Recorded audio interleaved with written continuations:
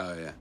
Hi everyone, it's Charlie. This is going to be my Shazam post-credit scene video and mid-credit scene. If you have not seen the movie, careful for spoilers, but we will do a new round of the IMAX ticket giveaway. All you have to do to enter is be a subscriber and leave a Shazam comment on the video. Starting with the mid-credit scene, it begins with Mr. Mind coming to Dr. Sivana's prison, who's being held in captivity. He's been scribbling magical runes all over the walls, trying to find a way to escape. Mr. Mind starts laughing at him from the window. Dr. Sivana is confused. He didn't see him earlier in the movie when he was inside his little jar inside the Rock of Eternity, so Dr. Sivana has no idea who Mr. Mind is. Mr. Mind says, "You humans think there's only one way to get magic. There are many ways. We will have such fun. The 7 realms are about to be ours." If you've been reading the recent Shazam Rebirth comics, this may sound familiar to you because he's referring to the 7 realms of magic, also known as the Magic Lands of the Rebirth era comics. It's a brand new concept that will be part of the next Shazam movie and any potential future sequels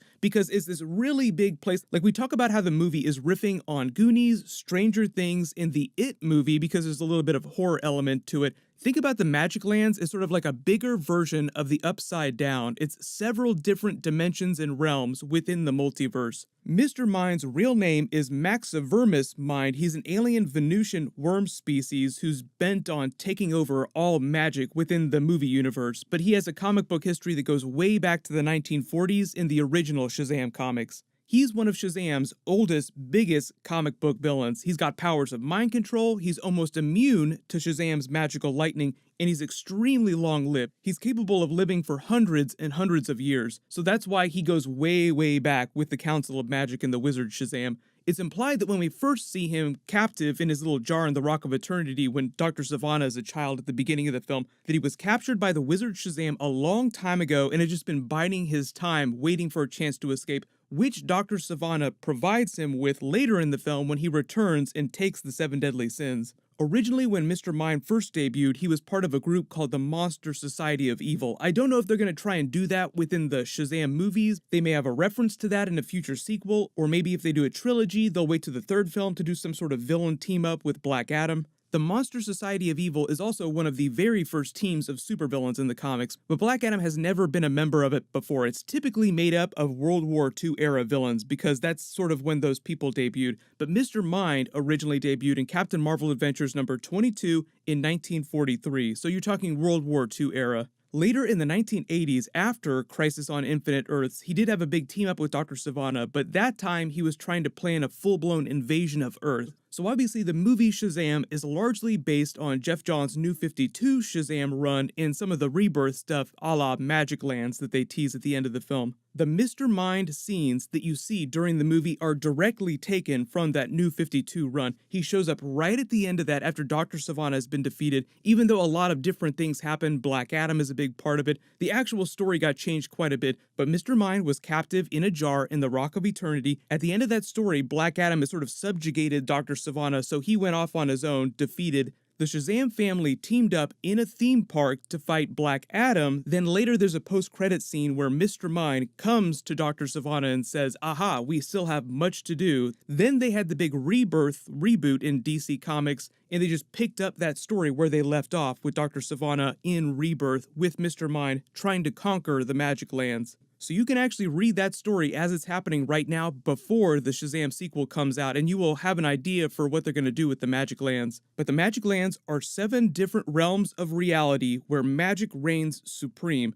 So the Rock of Eternity is connected to all different realities, all planes of existence via magic. Like the wizard says at the beginning of the movie, it's the source of the river that is magic flowing into all different realms. So when the Shazam family is running through the Rock of Eternity trying to escape Dr. Sivana and they start randomly opening doors to different dimensions, that's sort of a teaser for that, just explaining that the Rock is connected to different dimensions via portals. But the only way into the Magic Lands is via a special train inside the Rock of Eternity. Because the story of the Magic Lands is still unfolding, we've only gotten a couple issues of that comic so far. We don't know everything about all 7 different realms, but we do have a map here that shows you where they are, where they're located. The first realm is called the Earthlands. It represents our main reality in the multiverse. The other 6 realms of the Magic Lands are located inside what they call the Sphere of the Gods within the layer of the multiverse. So you look at Grant Morrison's map of the multiverse here. The Sphere of the Gods, as the name implies, is where pretty much every type of god within the DC universe lives. The new gods,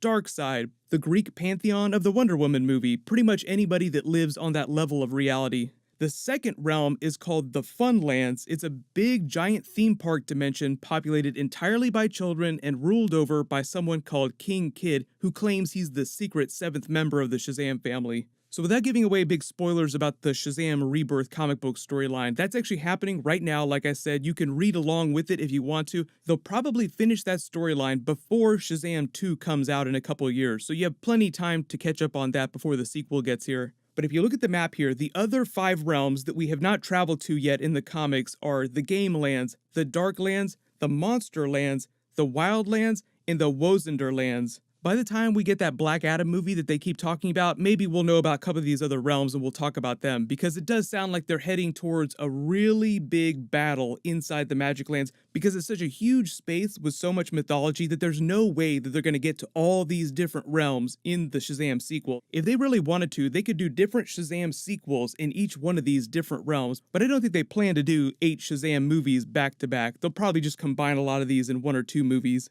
Moving on to the post-credit scene, this is just sort of the funny moment between Billy and Freddy talking about fish powers a la Aquaman, which we actually saw in an earlier trailer. That clip that I put at the beginning of this is from a Chinese promo that they released a month ago. It's funny that they would put the post-credit scene inside an actual trailer that they released to promote the movie. But it's just Freddy wearing his Jason Momoa Aquaman t-shirt and Billy after the events of the special lunch date with Superman and the rest of the Shazam family at the end of the film, continuing to test Billy for more different kinds of powers like the ones that the other members of the Justice League have. That's sort of their template for how they test him for powers earlier in the movie. Can he fly? Does he have heat vision like Superman? Super speed like Superman and the Flash? Billy looks at their goldfish and says, "I can't talk to fish, that's a stupid power. What kind of cool things could you possibly do with that?" And superhero fanboy Freddy tries to explain Aquaman's powers to him. I don't know, summoning an army of fish to fight for you, tugging on the shirt. Billy suddenly remembers Aquaman exists. Oh yeah, that is kind of cool. There is no Black Adam post-credit scene, even though they are currently still supposed to be making that solo movie with Dwayne Johnson, The Rock. It might wind up coming out sometime before Shazam 2, which we'll affectionately call Shazam 2 Into the Magic Lands.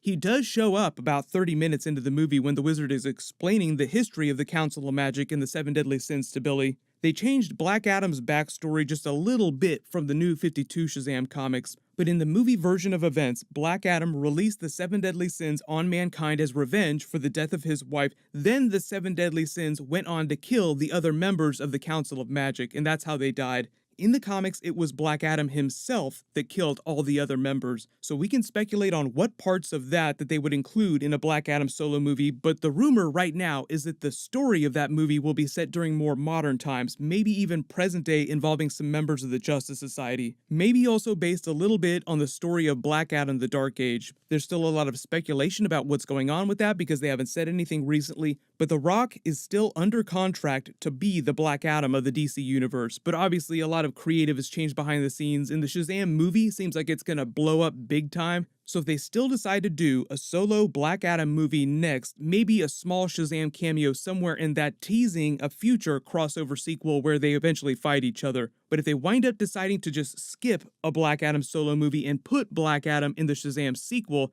early speculation, maybe he just pretends to ally himself with Dr. Sivana and Mr. Mind as they try to conquer the Magic Lands and secretly double-crosses them, becoming the big bad trying to take all the power of the Magic Lands for himself. So either way, whether or not Black Adam is in Shazam 2, you have Billy Batson and the Shazam family teaming up again to stop Mr. Mind and Dr. Sivana and protect all magic in all of realities, because that's actually one of Billy's jobs now as the successor to the wizard Shazam. Become the guardian of all magic, as he is meant to be the guardian of the Rock of Eternity, the source of all magic. So if you haven't seen the movie and you just watch this video because you want to find out what's going on at the end of the film, be sure to go see it. It's actually really good. I think it's going to be a big franchise for DC because of the way they developed the Shazam family and the different members. They could just do a self-contained Shazam universe, but obviously he has already met the Justice League because Superman comes to eat lunch with Freddie Freeman. Regardless of what happens with Superman and the other members of the Justice League in future movies, we know that Wonder Woman is going to be around, Aquaman is going to continue to be a big thing, so there'll be some of them that are still around.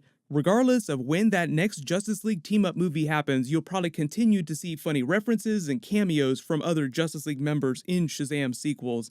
I'll be posting a whole bunch more Shazam videos this weekend, my full review, an Easter egg video. There were all kinds of Easter eggs and references, so I'll name a giveaway winner when I post my next video. While you wait for everything, you can click here